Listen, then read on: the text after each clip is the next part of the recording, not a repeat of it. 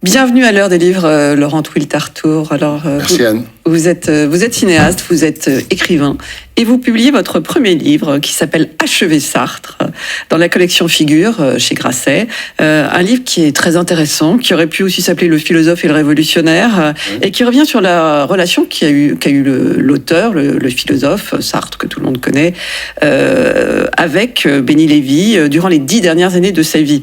Alors, bon, tout le monde connaît Jean-Paul Sartre, le père de l'existentialisme. En revanche, Béni Lévy, on le connaît moins. Est-ce que vous pourriez nous dresser rapidement un portrait de lui? Qui est-il? Je pense que c'est un des personnages les plus romanesques qui soit.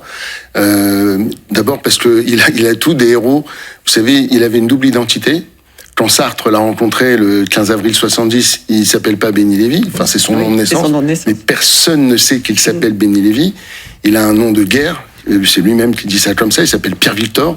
Il vient de fonder un mouvement révolutionnaire après mai 68, ayant constaté l'impasse ou l'échec de mai 68. Septembre 68 s'appelle la gauche prolétarienne. C'est pas un Français. C'est un réfugié égyptien. Donc c'est un sans-papier, clandestin, et qui est recherché par toutes les polices de France, puisqu'il est à la tête du plus grand mouvement révolutionnaire français. Il veut vraiment faire tomber la République. Ouais. Et il a aussi fondé un organe de presse qui s'appelle La Cause du Peuple. Voilà, donc c'est quelqu'un de notoirement connu, et il ne dormait pas 2 nuits d'affilée dans le même endroit.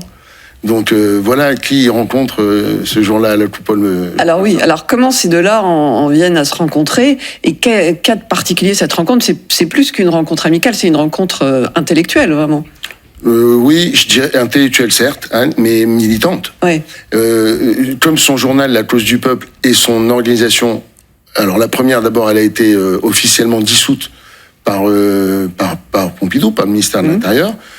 Elle a continué en effet à être entretenue, etc., par ses militants, donc dissoute uniquement sur le papier. Pareil pour le journal, mais les 2 précédents directeurs de La Cause du Peuple ont été arrêtés, et chacun condamné à une peine de prison lourde. Et Béni Lévy, qui avait un énorme quotient intellectuel, on parle vraiment d'un prodige, un garçon sur 2. Il a fait normal aussi, hein, parce il a fait normal pas sup, toujours, mais enfin... Exactement, il était normal sup, et c'était juste le plus brillant de normal sup. C'est lui qui a mis en fiche les 36 tomes de toute l'œuvre de Lénine.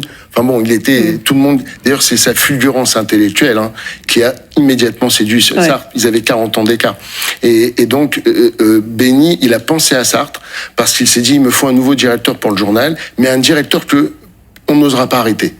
Et il a pensé à Sartre parce que il s'est souvenu que quand il y a eu le manifeste des 121, vous vous rappelez, en 1960, la guerre d'Algérie, De Gaulle a dit, on peut pas arrêter, ils ont arrêté beaucoup de ceux qui avaient été les signataires des 120, sauf Sartre, parce qu'il a eu cette formule de Gaulle, il a dit, on n'arrête pas Voltaire. Ouais. Et il s'est dit, peut-être que l'injonction est toujours de rigueur, et c'est ce qui s'est passé. Sartre a accepté à la Coupole de devenir le nouveau directeur de La Cause du Peuple, même s'il ne partageait pas, disait-il, tous les combats, mais pour le principe de la liberté d'expression, et il n'a pas été arrêté. Alors cette rencontre va aboutir à la parution d'un livre qui paraît un mois juste avant la mort de Jean-Paul Sartre, un livre de dialogue entre les deux, qui s'appelle L'espoir maintenant, qui est paru dans ce qui est le Nouvel Observateur à l'époque. Et ça va faire scandale. Alors pourquoi? Pourquoi? Parce que Jean-Paul Sartre, il revient sur un nombre très important, il y a une douzaine de sujets qui sont traités. L'ouvrage, au final, ne fait que 60 pages. Il est très, très dense. Il a été publié, effectivement, dans l'Europe, en 3 épisodes, en feuilleton, 3 semaines.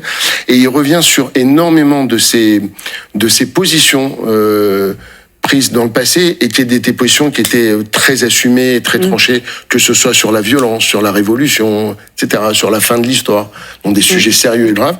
Et quand je dis il y revient, c'est au sens philosophique du terme, c'est-à-dire qu'il les remet en cause.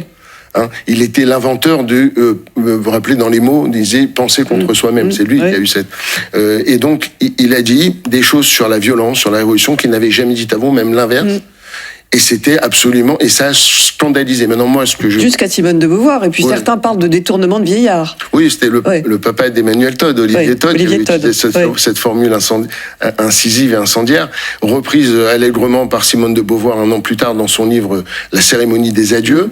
Et effectivement, mais je pense que pour Simone de Beauvoir, c'était beaucoup de tout ce que j'ai pu voir motivé par une aigreur. Il faut comprendre que c'est le premier livre et le seul livre, en fait, de la vie de Sartre, dans lequel Simone de Beauvoir n'a pas participé, elle ne l'a pas lu avant publication, et elle en a été très vexée. En fait, celui qui a remplacé à ce moment-là Simone de Beauvoir dans son quotidien, c'était Béni Lévy, et plus elle, et elle a mal vécu. Et le sujet aussi, c'est le fait, la manière dont Jean-Paul Sartre revient sur un peu le livre qu'il avait écrit, Réflexion sur la question juive. C'est surtout là-dessus. C'est le cœur, ouais, exactement. Oui. Exactement, en fait, ce qu'il a fait, il a écrit ce fameux livre très important pour vraiment dans l'histoire de la pensée chez nous, en 1946, on n'est qu'un an, donc après la guerre, Réflexion sur la question juive, qui est extraordinaire jusqu'à un certain point, donc qui a plu et qui a été vraiment applaudi par tout le monde jusqu'à un certain point. Dans le regard de l'autre. Exactement. Voilà. Donc c'était en fait une définition négative de la condition juive, et on est en 46, et il a fallu attendre 1980, donc pour dire que c'est quand même quelqu'un qui allait au bout des choses, pour, corriger ça et aller au bout et admettre l'existence d'une condition juive en soi, donc elle est contre ce qui définissait de l'existentialisme. Je disais, l'existence précède l'essence, et en l'occurrence là, il nous dit l'inverse, et ça a été aussi très surprenant pour beaucoup, alors qu'il argumente extraordinairement bien dans l'Espoir maintenant. Bon, en tout cas, c'est vraiment passionnant. Donc, ça s'appelle Achever Sartre, et vous n'avez pas besoin de connaître l'œuvre de Sartre sur le bout des doigts pour lire ce livre, qui est donc paru chez Figure, la collection une collection qui est chez Grasset. Merci beaucoup, Laurent Twiltartour. Au revoir.